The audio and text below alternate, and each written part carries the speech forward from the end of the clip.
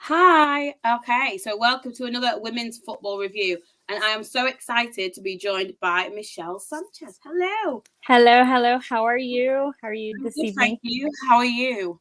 I'm doing great. It is noon here, so I slept in a little bit. Kind of slept. Barely woke up about an hour ago. But I'm here. I'm wide awake. I am ready to talk a little bit about women's soccer with you. Yeah, And so thank you for excited. having me. No, thank you, and thank you to Rich for making this happen. That's really exciting. So normally, what we do is we talk about like big news in women's football over here, and then we'll go through all the results and things, and then I've got some questions for you, if that's okay. Of But course. feel free to It's- anything, do whatever. And if we've got any comments, I'll put them up. So this weekend has been a massive weekend in the Women's Super League title race in England. And it was a big chance that the title race and the relegation places would be impacted. So it was Manchester City and Manchester United women's chance to close the gap at the top. And Birmingham and Leicester, who are the relegation rivals, are going head to head. So Darren Carter, who's the Birmingham manager, said it's just simple. They both need the points, and we'll find out later. I'm making it really dramatic, aren't I? right. We'll find out later what happened there. And Chelsea and Manchester City played today. Manchester City is my team. And that was a big, big game. That was a chance for Manchester City to still say, actually, we could get something here. We could win this, but we'll see what happened. I'm not very happy, so that'll tell you what happened. So Emma Hayes, the Chelsea manager, said that City were still in with a chance to take the Women's Super League title before the game. And a big thing that you might be interested in that's been in the football news recently is player-coach relationships in the women's game. And it's just suddenly become very, very highlighted. So Hope Powell said that it's a big chance of abuse of power, obviously a player-coach relationship. And BBC Sport has actually been told that personal relationships between players and coaches actually still exists in the top two tiers of English women's football today, which I was actually like a bit shocked because I thought you just don't think about it. Right. And it's apparently still quite a big, big thing. Oh, large up Samara and Michelle. Oh, it's like a pretty little thing. Love it. I love it. Yeah, and Hope Powell said she actually knows a player and coach, obviously not named, who are actually happily married. But she believes it's really important for players, obviously, to have a safe space to report it if it is an abuse of power. And the Football Association actually told BBC Sport that these relationships are not advised and are really causing concern at the minute. And the Reading manager, Kelly Chambers, said it's probably, she feels like it's a lot more common in the women's game because there is a higher amount of same-sex relationships that are happening. And she said that she knows where the boundary is for her, but she says that she thinks more education's needed and she welcomes anything that actually aids the game. So that is quite an interesting point of conversation, because obviously in the men's game you've not really heard of it. You don't hear that. Right. No, exactly. I just wanted to know what your thoughts were on that. Yeah, I mean, I think, as you said, it's not really heard about, in a sense of a romantic relationship in the men's game. However, there has been, other instances where they are friendly outside and their families, unite. You don't hear that controversy. So it is a little bit interesting that it's okay for the men to do it. But however, I do agree there needs to be some type of regulation when it comes to, having that, if it's a romantic relationship, in the sport. Because yes, it's like any other workplace, you get favoritism or whatever it may be, right? Minutes in this time, in this, playing minutes and stuff like that. So I definitely agree that there has to be some type of regulation, just like in everything. But it is very interesting to me that, to me, it seems, at least with our conversation, that they've depicted this relationship with the players more as a romantic relationship rather than a professional one. So I think, it's a double standard in a way. But then again, you also don't have many open gay players, you know, especially in Europe, you know, in here too. And it's very rare. I think here in the United States, it's a little bit more, I don't know, open.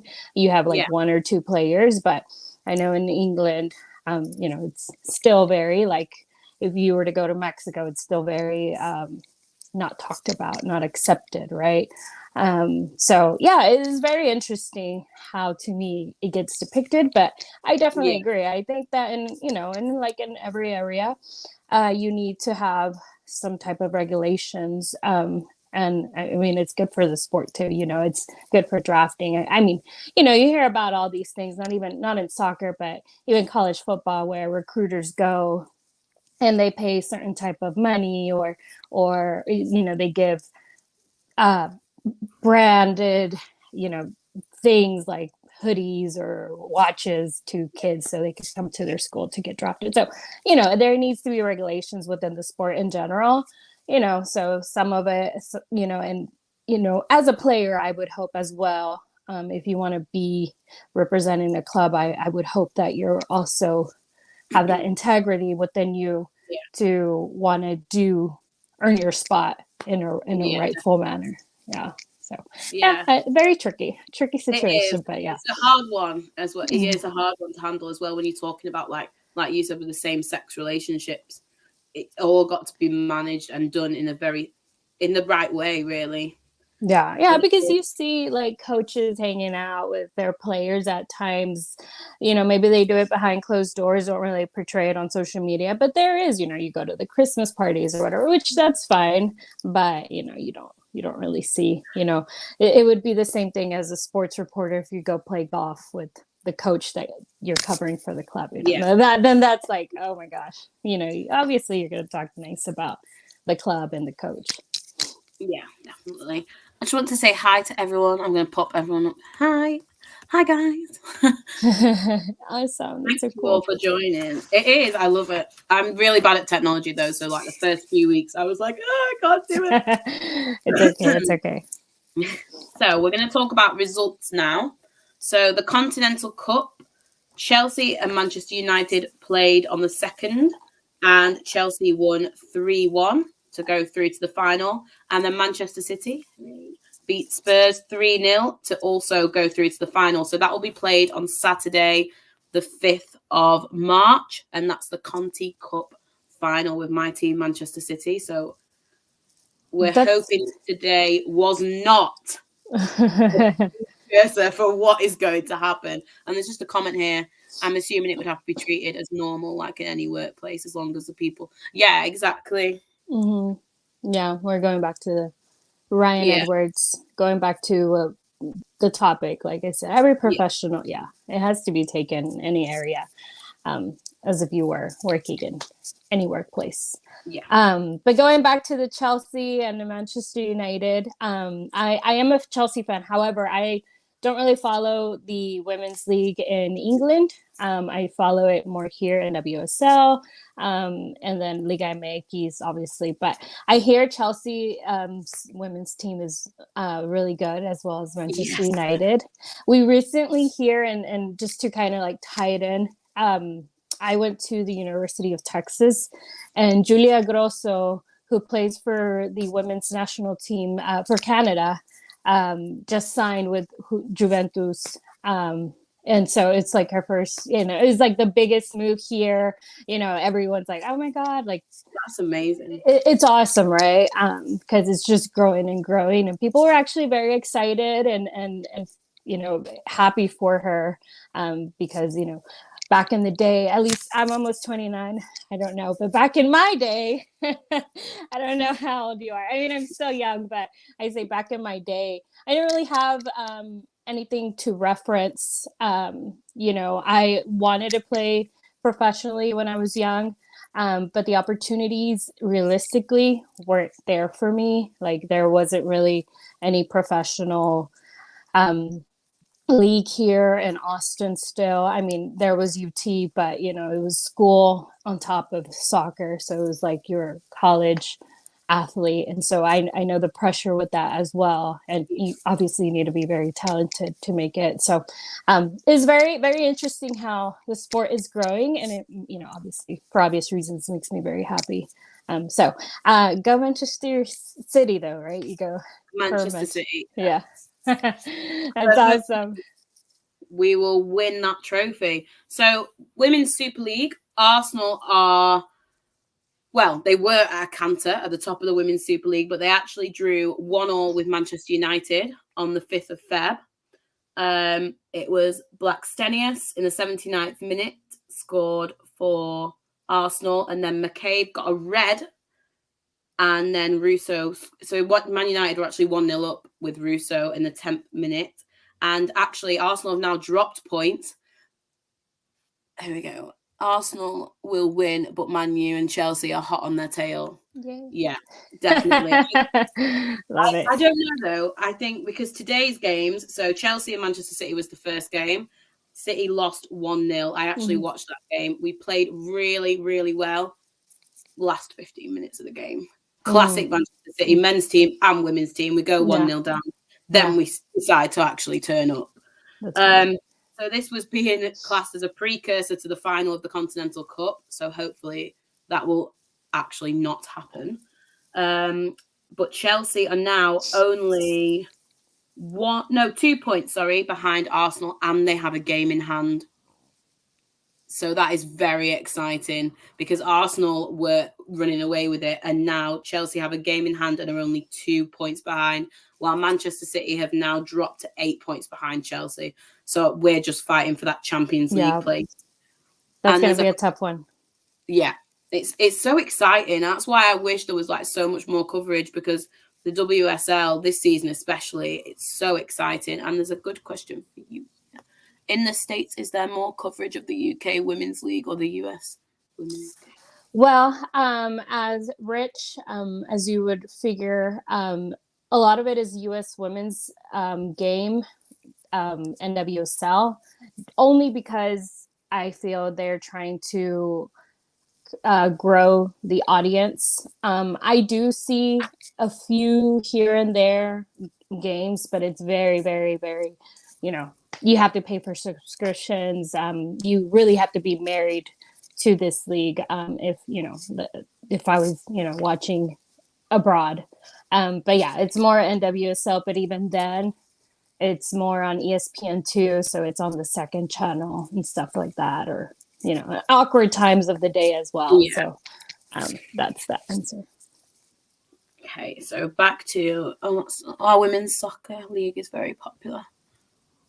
I think in America. Ooh, hey. America. Exciting. I wish I was in America. So back to results. Reading beat Everton 2-1. And that was Dowie and Primer with both goals in the second half for Reading.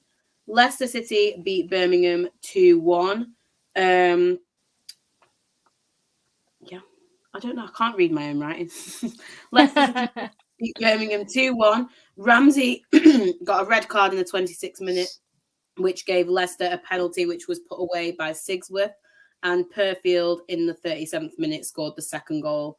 Spurs beat battered Brighton 4-0. Simon, Neville and Zadorsky. And then Aston Villa and West Ham's actually just kicked off now at 6 o'clock. So if we have a look at the table, like we said, Arsenal were running away with it.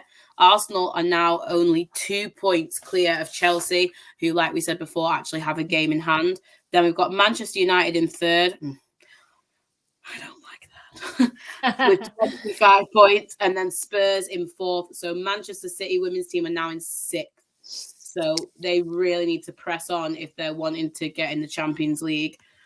Oh, I love the support for everyone here. I love it. Thanks, guys, for tuning in. That's really good. It's amazing. That's awesome. Yeah, it's going to be interesting. I'm excited to follow along and see how everything turns out. So I'll be paying more close attention, definitely. Yeah, Chelsea, we did a spotlight on their manager, Emma Hayes, last week. She's just phenomenal. I did think Arsenal were going to win it, but if Chelsea keep pushing like they are, I think they could take it. But obviously, I would loved Manchester City to have won today, but it just was not happening. It happens. Yeah, it does. It does. Second, if we'd have played like we played the last 15 minutes, we would have won, definitely. I just met you, but I don't like you because you support the small blue corner. I don't think so. So on to the women's championship. Blackburn and Lewes women was actually postponed due to a waterlogged pitch. And we've talked about how recently on the show there's a lot more postponements due to things like that in the women's game. Whereas in the men's game, they have all the things that they need, all the facilities. And we were talking about how I've been to the first ever women's derby, Manchester United City, at the Etihad. It was played at the Etihad, and it attracts such a big crowd. And we were talking about how if we could get more of the women's games played at the men's stadiums, it would just push the women's game, because I would go and see the women and then stay on for the men's game. Yeah. Because it's just about like elevating the game, isn't it, really?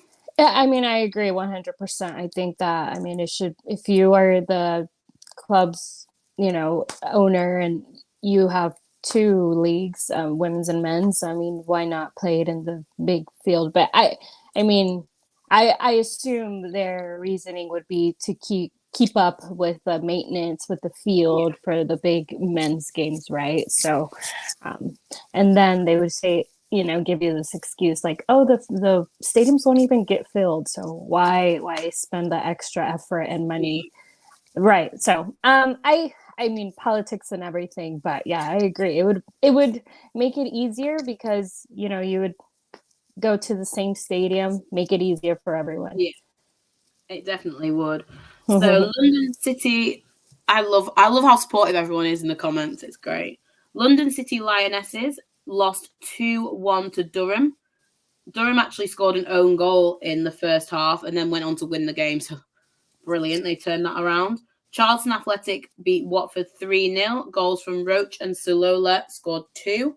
Liverpool, who are cantering away with this Championship League, beat Coventry United 3-0. They are now 9 points clear at the top of the Women's Championship.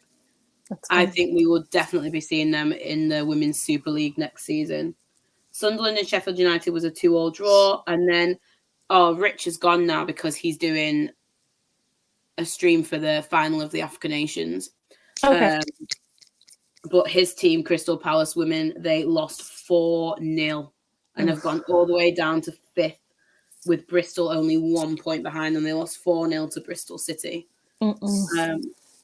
So I'm glad he's not here for that. I was going to say, poor. But I think they were second at one point. They managed to get all the way up there. So they're just not having a great time. And the women's northern. So we have the women's northern premier and the women's southern premier. You can't find anything out about these games. They don't update it. So the Sky Sports app, they don't update it during the game. You can't find any stats, anything about the game, lineups, nothing. All you get is the final result. Interesting. I think, it's not great. Yeah. But all you get is the final result at the end. You literally can't find anything unless, like you said, you support the club or like you're literally married to the Northern Premier. Then you'd know everything about it. You'd have to follow them on social media. So there was only 3 games in the Northern Premier today because 2 was postponed. And it was Wolves beat Hull City 5-0. Wolves are 1 point clear now at the top of the Northern Premier. And Hull have only got 3 points the whole season. So they are smack bang at the bottom of that table. And the Southern Premier, I've got more on my phone. I don't know where they've all gone. The Southern Premier, the London Bees beat Cardiff 5-1. Chichester and Chelsea beat Plymouth Argyle 2-1. And Bridgewater United and Gillingham was a 0-0 draw. MK Dons, Ipswich Town, a 0-0 draw. And in that league, Ipswich Town are first with 42 points, and Oxford United are in second, but they're on 37. So that's Ipswich Town's league all the way. So they are all the results over the weekend. And we were talking about, like, it is a shame that some of the, like the Northern and the Southern Premier, you literally can't find anything about. Nothing at all. But hopefully as the game starts to elevate, the women's game, we'll get more and more coverage, more Yeah. coverage and support, and more stats to be released. Yeah. I mean, they should make that available. You know, I don't know. I mean, you're streaming media, but I would definitely contact them and see if you could get, you know, those even through email. Because I know Yeah. with Austin FC here, they, you know, send us a roster and everything, just like, you know, any other club would. But I don't know. That's a really good idea. Yeah. Because it was nice to watch Man City women, even though we lost. But it was Right. nice on BBC Two to watch us, and it's just nice to see women's games on television, like just like the men's games. So we're on to questions for you. For sure. If anyone has any questions, pop them in the comments as well. So can you just give us a brief intro all about you, please? Yes. So my name is Michelle Sanchez. I am a bilingual news producer. However, my focus has always been for the love of the game, soccer. I am from Austin, Texas. I cover Austin FC.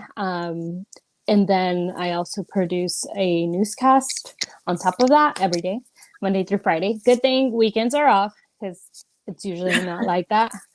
Kind of weekends are off. And then, you know, I've just been at this for such a long time. You know, my biggest, I guess, mission in this is to have more of a woman's voice in the game, even if it is in the men's game, because here we still don't have a NWSL team. Hopefully that changes in the near future. I heard that it would. Do I have a date? I do not. So for our small city of Austin, now that it's grown, we're hoping to get a women's league in here. However, you know, we have semi-pro teams. And so I do everything, try to create content as much as possible. It's only me. And so I'm just here loving to talk about, you know, soccer in general, but, you know, hopefully to get more into the women's league as it grows here in the States. And then just cover, you know, my regular men's soccer team here locally. And that's what I do for now. But I've done it all. I've seriously done it all. But it's crazy. This business is so hard. But it's very rewarding and it's beautiful. It's a beautiful thing. So, question. I think you did mention this before, but did you play football yourself? I did. So I come from a family. My parents immigrated from Mexico. My dad used to be a soccer player, came here to find that American dream. Ever since we were little, he would put us into smaller clubs and would take us running around. Literally, it was me and my two brothers. And I used to play soccer all up until high school here. And then I decided to quit to focus on school because it's either chase and pursue soccer as a career. Because I wasn't bad, you know, I'm not trying to toot my horn, but I was a good defender. I was rough. I was nitty gritty because I grew up with men around me. So, you know, they taught me how to slide tackle and, you know, just be more of a tougher woman, right? On the field. And so I was that for them, but I decided that the more realistic thing that I should do and that I could achieve during that time was going to school, getting my degree in journalism, and then just trying to get on air as much as I could, figure out how I was going to cover a World Cup, a men's World Cup, because that's always been my dream, just like anyone else. I think that was the bar, but now it's just covering, you know, the league, I think, you know, for me, and now that's expanded. And so being a woman's voice in that, I think that's the ultimate goal. But yes, I did play up until then. And then, you know, I play here and there, but don't really do it because I'm always busy. You know, it's a busy business. And so, you know, there's always something to do. But yeah. How about yourself? Did you play? So I was a dancer. I am a dancer. I'm a dance teacher. Nice. But I remember, I think I said last week, I went to a football camp. It was supposed to be a week, I did a day. I went home and cried, and I never played football. Oh no, why? I It's was so much fun. I was just a very, if I wasn't dancing, I was not, like any other sport, I was not interested in. Yeah. I love watching. I've been going to Man City since I was 3. Mm-hmm. So watching football, but playing was not. It's not I your was thing. that person that would stand there and the ball would come near me and I'd be like, Yeah. Oh, I love that. That's awesome. But you look at you following the women's game and following soccer in general. I think that's beautiful. Awesome. Good for you. I do not dance, by the way. I have 2 left feet. I cannot dance to save my life. So kudos to you. The next question. It's just talk to us about the women's game in Mexico and America. Big question. Yeah, it's a big question, and it was a question that I asked the goalkeeper for America. So there's Club America Men's and Liga MX, which is really big. It's like could be compared to like a Dallas Cowboys if you follow the NFL. In Mexico, there's a big team with a lot of money. So we had an opportunity to interview the women's team. But I interviewed the goalkeeper, Marcela, and I asked her what the difference was through her perspective, and I think it's I agree 100% with what she said. The women's game here in the United States has grown so much, and they look to hopefully one day in Mexico grow the sport as much as they've done it here. You have big figures here, like the Mia Hamm, Hope Solo, Abby Wambach, those big figures that I kind of grew up watching. And so they're hoping to also grow it. It is growing. There's more Liga MX Femenil on Monday nights, which is awesome. There's really nothing going on for the men's, right? That can take away the spotlight. So on Monday nights, I think it's very interesting how they structured it. You have the women's teams playing for the Liga MX Femenil. And that's literally all me and my dad would watch on Monday nights. So it was like 6 p.m. first game on. And then you would just like watch, the teams play. And it's awesome. I think that's amazing because, Saturdays, Sundays, you have the men's or throughout the week on Thursdays, right? But it's definitely growing here. It's growing so much that, there's more and more interest in the women's teams in the United States. But I think overall in both countries, it's starting to grow and grow. And you have them traveling here to the States to play those friendlies so people can be more aware, more conscious. And, it was awesome. I went to a game. Like I said, Austin has a semi-professional league called FC Elite, Austin Elite. And they played against them, and you just saw like the crowds like chanting, jumping, little girls there, looking at the players. And I thought that was beautiful because I remembered how I felt, and I was like, I want to be that girl, or I want to be that girl on the camera, like covering a men's team, because I do know football. So because I was grew up around men and my brothers. But yeah, so I feel like in both countries it's definitely growing, and so there definitely should be more coverage. And you see the World Cup. The World Cup here in the United States got so much traction that they just started putting it on the mainstream, media, and it was the one thing to put on. And the women's team trains here in Austin as it's growing as well. It's a soccer city. Which is something that we've been saying from the beginning. So it's very interesting how it's starting to work, but definitely you started to see it in the World Cups that gives the club leagues more, more hype for people to watch. What's the comments? US soccer league. 34. Yeah. It definitely is growing 100%, as I said. But, there's still this, there's a lot of players that are still very outspoken, like about the unequal pay you know, there's still this unequal pay. And as I stated, and I think they brought this up, you know, it was in their lawsuit, how much money they generated from the Women's World Cup, and they were paid, you know, so little, you know, so it's ridiculous. Yes. Yes. US soccer makes a lot of money. They make a lot of money. Yes, 100%. Can I say the same thing about the players? You know, obviously there's still that pay gap and discrepancy, you know, everywhere, I feel. I was going to say everywhere. Yeah.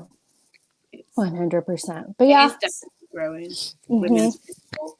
We're getting there. We're on the right path, I think. Yeah, we're getting there. And, you know, and it's awesome to get those, you know, I always see that each team has one or two players that are kind of highlighted, and, you know, they are the focus. And if they are the focus, then the team's the focus. And, you know, then it just starts growing and growing and growing.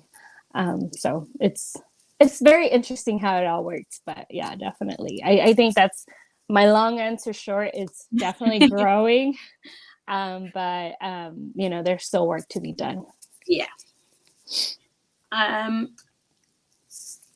You've kind of answered this, but what is your role within sport? Yeah. So my role in sports, it's producing content, running a show, that when it comes to like your regular local news, and then since I love soccer, I've been able to grow these connections, and I'm able to produce content for our viewership on the news. So on Telemundo Austin, sometimes I do take that content and put it on my social media, and I'm there to, you know, break news or say the latest on what's going on when it comes to like drafting players. So I've definitely been able to get that information and grow my digital platforms.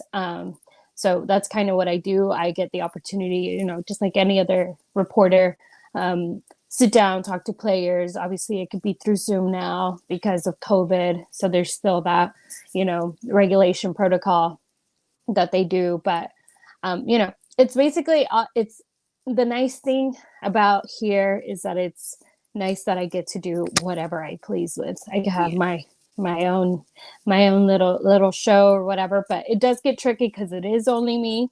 So it, you know, it can be a little bit overwhelming, but I do my best to try to put the latest. You know, I talk to coaches all the time when it comes to after the press conference. So I would be the regular. I'm there with the regular, you know, reporters. However, I do feel when it comes, since we're talking about like, you know, we're both women, I do feel like I am one of maybe two women in there, and everything, you know, everyone else is men. And but I do feel like since I have so much other work responsibilities, a lot of my colleagues do not have those same pressures. So I think it's still a working process for the women to have a voice in men's sports as well. So I'm trying to be there to be the leader and lead the coverage when it comes to a woman's perspective. Amazing. I love that answer. Next question. Who is your footballing hero? Ooh, that's a good one. Rich came up with that one. Does it have to be a man or a woman? Put male and female. Okay. Male and female. Okay, well, I think let's start with the women. I think it would have to be Mia Hamm. She is, and only I say this, I mean, there's just so many that Marta is amazing as well. She's great, outspoken. I love that she wears red lipstick, you know, during matches. But I would say Mia Hamm, at least when it comes to me growing up, because I remember, you know, the iconic taking the shirt off after she scored, and, you know, just like there on the field, you know, you see her ripped abs and all that, right? So I remember that when I was little.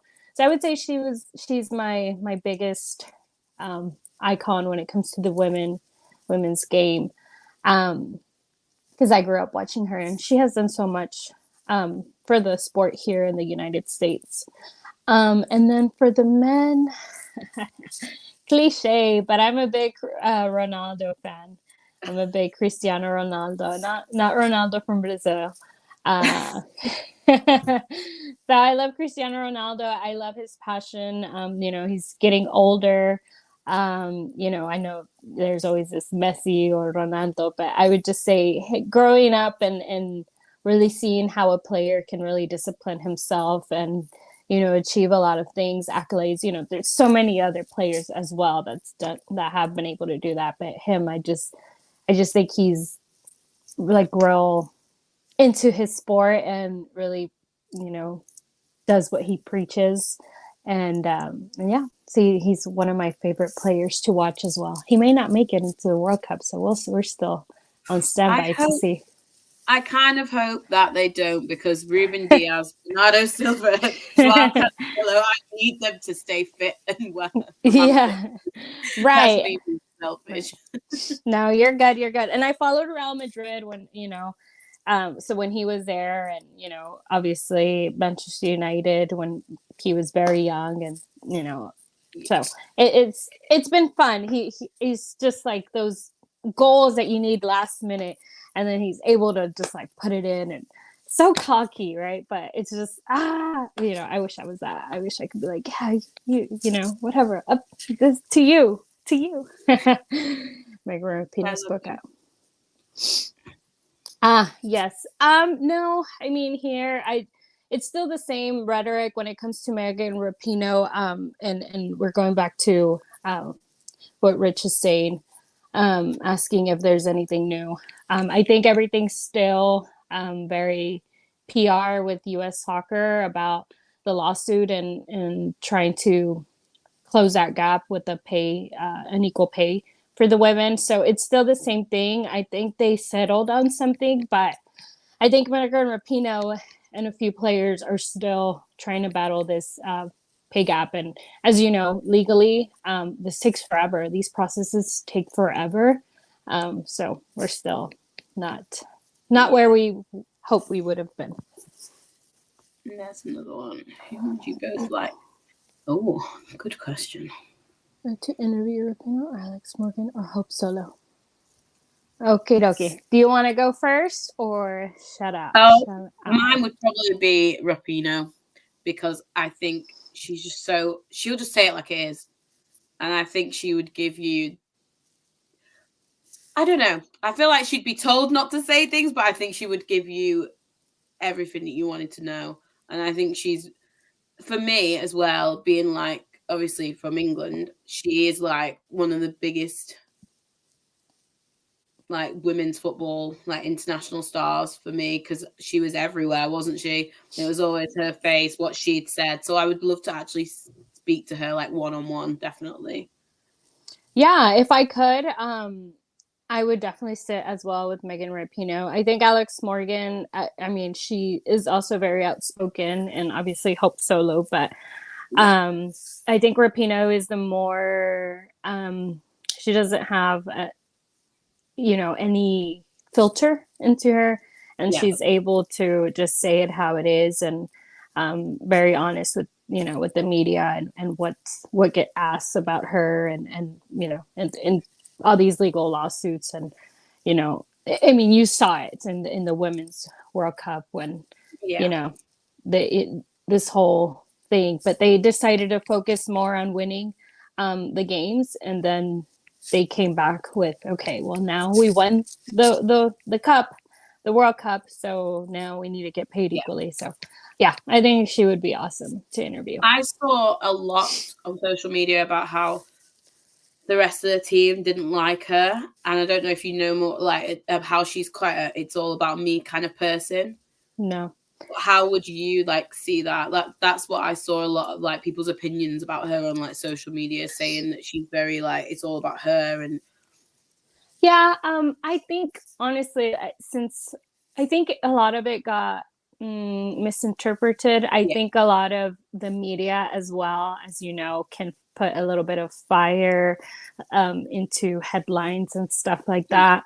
I mean, look, you have people not agreeing with everyone's views, and that's okay. So I wouldn't be surprised. But, you know, she was one of the players that was kneeling, you know, during the national anthem. So, you know, and everyone has a voice. So if there is, then, you know, whatever. I mean, what can you do, you know? But honestly, the language or how it felt over here, it seemed like everyone supported her, even though it was, you know, some headlines or some players didn't feel the same. So. Well, the last question is going to kind of tie in. So I am an ambassador for something called Her Game 2 here in England, and it was created by Kaz, and she is, I'm going to get this wrong, right? Let me just double check before I say who she supports. Before I tell everybody that she supports a team that she does not support.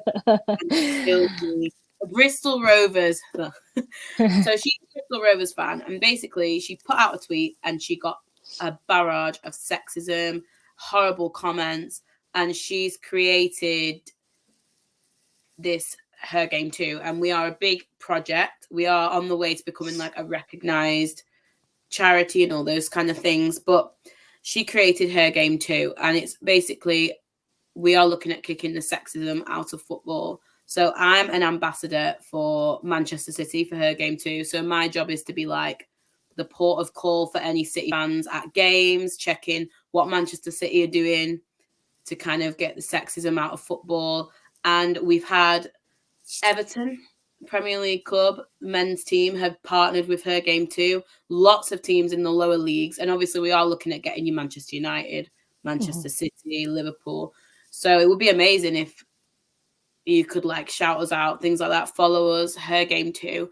And it is growing and growing and growing. But that ties into my question is like, what is the level of sexism in football like in America? Oof, that's a loaded question. Yeah. Well, first of all, I would love to support that. Of course, I'm all in. You know, just send me the link and I will go follow and shout you out. Of course. I mean, look, I have very little followers, but those that do are, you know, I appreciate their support as well. But I mean, sexism when it comes to football here, what have I witnessed? Is that what you're asking? Yeah. You know, I mean, look, I think the biggest one is the coverage, the lack of coverage by, you know, colleagues, male reporters. You know, soccer is growing here in America, but it's still the American football that, you know, a lot of people watch. It's still the basketball, the baseball that people care about. So I see that a lot of my male counterparts don't really give an effort to seriously cover the women's game, at least when it comes here locally. So, you know, as much as they would cover Austin FC men's, you know, the club. So I feel like that is still a work in progress. That's what I've seen. And then, as I've said before, I think it's, you know, a little bit disheartening where I have so many hats to wear to try to make it in my field, and my male counterpart has one role and one role only. So, I mean, and it you know, and it comes, you know, to the game too. It hurts the game as well. It hurts the coverage. It hurts having a voice. So, I mean, and you know, when it comes to, you know, women not getting paid as much, you know, and it is changing, but you know, there's still work to be done, and it won't change overnight. But yeah, I mean, definitely those are the obvious ones that I've seen personally. You know, luckily nothing's ever happened to me personally when it comes to, you know, being assaulted or anything like that, or like, hey, you know, hit on by weirdos. But you know, that's the good thing. But definitely it still happens. And so yeah, I think that would be my answer to that. And, you know, hopefully that goes away sometime when our children grow. I don't know if you plan to have children, but if you do or not. I do not have any, but as children are growing, hopefully that changes for their generation. On the NFL, I came across a female equivalent with the players, and this is part of the problem, in my opinion. Well, because wasn't that something, I might be wrong, something to do with the Olympic Games, and was it the volleyball? And they were saying, the women were saying they didn't want to wear the little tiny shorts and the little sports bras. They wanted to wear like cycling short kind of things. Mm-hmm. I remember that being in the news. Yeah. Yeah. I mean, like I don't know what he's talking about, which ones or what, but I know there is this fun women's league that they dress in like, very short shorts and whatever. But at the end of the day, it doesn't matter what I'm wearing. It doesn't matter if I'm wearing a big shirt or a small shirt. At the end of the day, it's not about sexualizing it. In my opinion, as a woman, I feel like I don't think that's part of the problem. I think people's opinions are part of the problem and how you view it. It's like with the dancers. Or with the like the cheerleaders. Yeah, like with dance, like doing a show with our dance school. Right. Like the little girls will wear like leotards and stuff like that. And obviously that's just part of what they have to wear. It's part of the uniform. Mm-hmm. If people didn't have like their distorted opinions in the first place, then it shouldn't matter what people wear.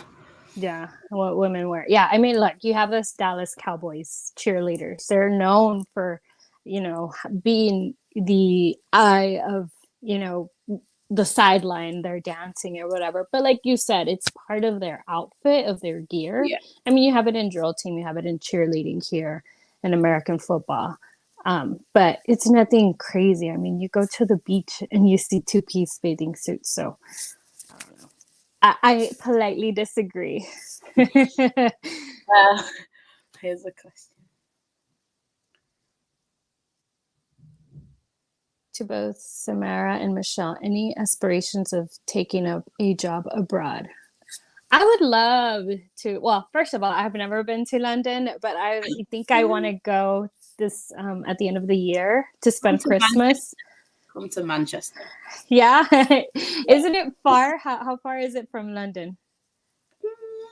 If you're on the train, about 4 or 5 hours. Ooh, that's a long. Yeah. I mean, it looks beautiful. You can fly. Yeah.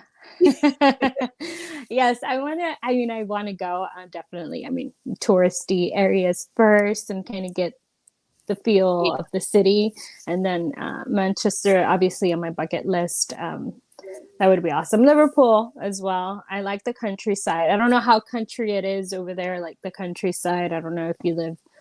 I don't really know. No, I live in Manchester normally, but I'm in Preston for my work. But Liverpool's a great place to go. I don't like the football team. Yeah, but it's a great place to go. Yeah, I definitely want to go to London and check it out. Go to Stamford Bridge. That would be awesome. And then, yes, maybe, hopefully, live abroad. That would be awesome. I highly suggest people to go to Mexico City if you haven't. That's another area where I would love to live. I just went and visited. I had been there many times, but I actually stayed in Mexico City.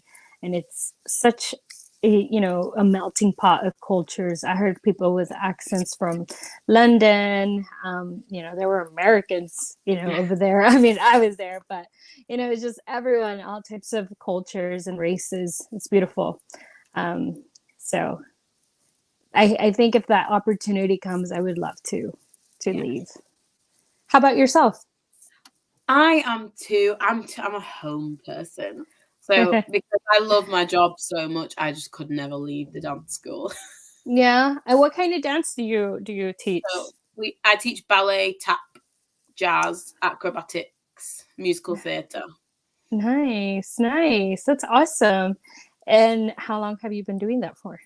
So I've been doing it for just over a year, and I've just qualified like last month as a qualified dance teacher. But I did a degree in musical theatre, so I've been dancing since I was little. Oh, nice. Awesome. And so have you had any aspirations to be on like Broadway? I don't know. I did, but I love the teaching side more. Yeah. Yeah. Yeah. I like I to mean, watch those. yeah. Yeah. Have you ever been to New York City? No, that is on my list to go and then go to Broadway. These are on my list, definitely. And it's definitely possible. I think you could get a pretty cheap flight. I assume from London to New York City, and I don't know how long it is, but that's what I've seen because I've looked for, airlines and to go to London. But yeah, I hope you get to do that. And New York City is amazing. When I mean part of the problem, I mean that men. Oh yeah, I get what you're saying. Yeah. I mean that men tune in for that reason, not blaming. Oh yes. I mean, men are men. What can I say? Your kind are men. No, I'm just kidding. I'm just kidding. Yeah. I mean, you must do the musical Chicago and New York. I love how we're talking about musicals now. Awesome. Put this comment up before we finish. The Yeah, Lucy Bronze is phenomenal. It's like what you said, isn't it? You focus on there's certain players that elevate the game, and they are brilliant to have. Like we've got at Man City, we've got Khadija Shaw. She's Jamaican, and what she's doing now for young Black girls, she's now someone that they can look at and aspire to be, because she's worked so hard to get there from like obviously being a young girl in Jamaica. She's like pushed and pushed and pushed, and I think it's just so important now getting so many more role models for young girls in football. Yeah, no, I agree, and it takes a lot of hard work, and I'm sure they wore many hats to try to just achieve one small goal. But that is a big goal, in society. So yeah, definitely. I mean, 100%. So thank you so much for joining us today. I appreciate you having me. Please, will you shout out your social media so anyone watching can follow you? Yes. My social media on Twitter is Michelle Sanchez TV. Instagram, Michelle Sanchez TV as well. I think there's like a _ TV. And then I have Facebook, Michelle Sanchez, but I don't really post a lot there. Who really does these days? But yeah, everything is usually Michelle Sanchez _ TV, and I'll be there. Twitter, Instagram. Thank you so much. It was so amazing to get to like chat with you, and thank you for Rich for making it happen. Yeah, thank you to both. I appreciate it. It was a good conversation, and thank you for being a pioneer and a voice in women's game. I appreciate that, and I'm sure everyone does on here as well. And thank you for everyone tuning in as well. Thank you for having me. I hope I was pleasant. Okay, thank you. And I will send you a message with the link for her game too and everything. Perfect. Yes, please do. Thank you. Bye. Have a good one. Bye.